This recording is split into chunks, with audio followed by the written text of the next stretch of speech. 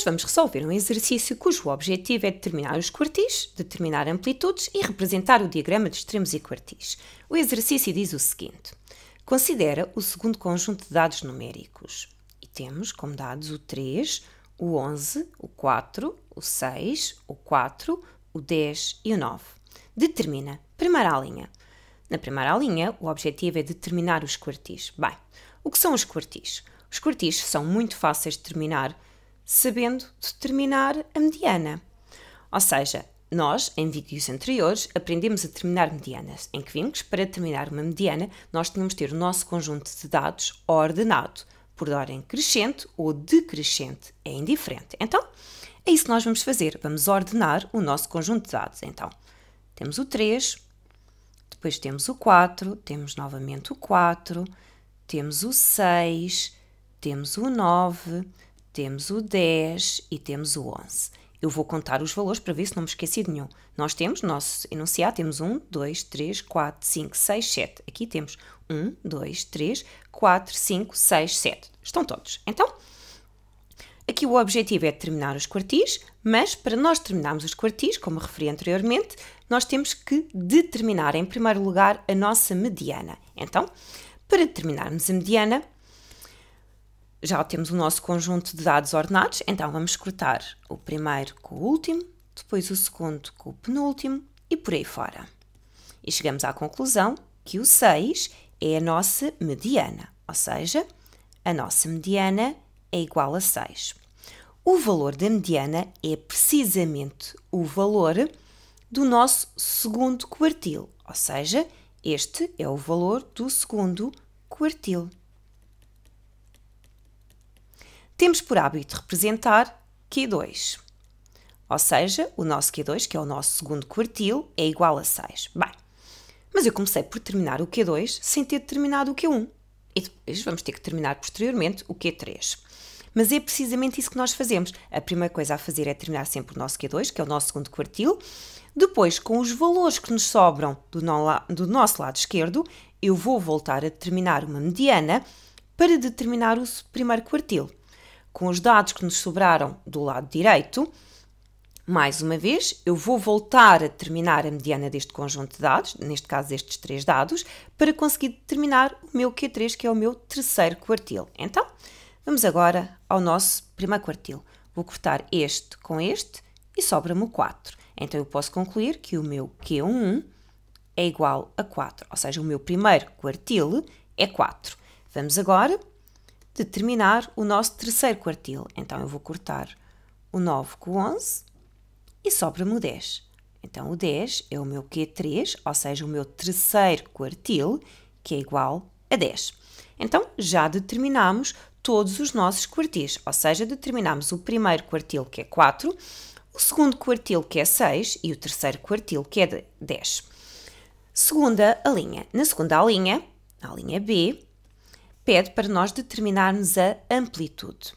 Neste caso, diz só amplitude. Se é só amplitude, então eu vou ter que determinar a diferença entre o valor máximo e o valor mínimo. Então, eu vou olhar para o meu conjunto de dados, é mais fácil olharmos para estes, porque já estão ordenados. Vemos que o nosso máximo é 11 e o nosso mínimo é 3. Então, nós podemos concluir que a nossa amplitude, que é a diferença. O que é uma diferença? Uma diferença é uma subtração. Uma diferença entre o valor máximo, que é 11, e o valor mínimo, que é 3. E se nós fizermos este cálculo, nós vemos que 11 menos 3 vai nos dar 8. Então, a amplitude deste conjunto de dados é 8. Vamos passar para a nossa terceira linha, a linha C. Amplitude interquartil. Bem, temos aqui duas amplitudes. A segunda linha e a terceira. A primeira diz só amplitude, é a diferença entre o máximo e o mínimo. A amplitude interquartil é também uma diferença, mas é uma diferença entre o meu terceiro quartil e o meu primeiro quartil. Ou seja, a amplitude interquartil quer dizer entre quartis, a amplitude interquartil vai ser a diferença, uma subtração, entre o meu Q3, este é o meu Q3, e o meu Q1. Ou seja, eu estou a fazer o Q3 menos o Q1. E se eu fizer 10 menos 4, isto vai nos dar 6. Então, podemos concluir que a amplitude interquartil é 6. Na nossa quarta linha, é-nos pedido para nós determinarmos o nosso diagrama de extremos e quartis. Bem, o diagrama de extremos e quartis é um diagrama que nós representamos o nosso conjunto de dados e que necessitamos, para representar este conjunto de dados, precisamos saber o valor menor, ou seja, o nosso mínimo, o nosso máximo, o nosso primeiro quartil, o nosso segundo quartil e o nosso terceiro quartil. Então, eu primeiro vou usar aqui só uma régua para conseguir desenhar uma reta, uma linha direitinha. Então, eu vou desenhar uma reta. Pronto. E agora, eu vou representar o nosso valor mais pequeno, ou seja, o nosso 3. Depois, a seguir, vou representar do mais pequeno ao maior. Temos o 3, temos o 4, temos o 5, o 6, o 7, o 8, o 9, temos o 10 e, por último, temos o nosso valor máximo, que é o 11. Para nós representarmos o nosso diagrama de extremos e quartis, nós temos que representar na reta numérica os valores, começando no mais pequeno e terminando no maior.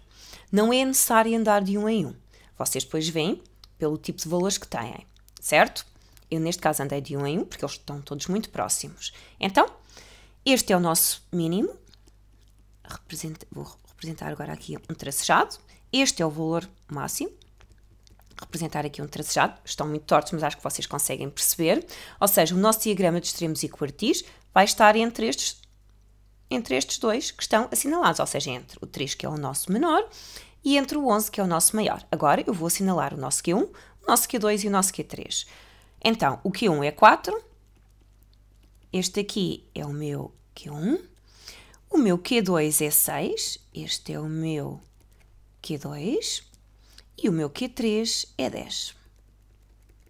Este é o meu Q3. Agora que eu tenho o Q1, o Q2 e o Q3, nós desenhamos um retângulo, assim, que vai desde o Q1 até ao Q3. E aqui no meio, nós representamos o nosso Q2. E agora, prolongamos esta linha até ao nosso máximo e prolongamos esta linha até ao nosso mínimo. E temos aqui o nosso diagrama de extremos e quartis. Há quem chame caixa de bigodes, porque é uma caixa e parece que tem aqui uns bigodes. Bem, eu espero que vocês tenham conseguido perceber a minha explicação e a resolução do exercício. Até uma próxima!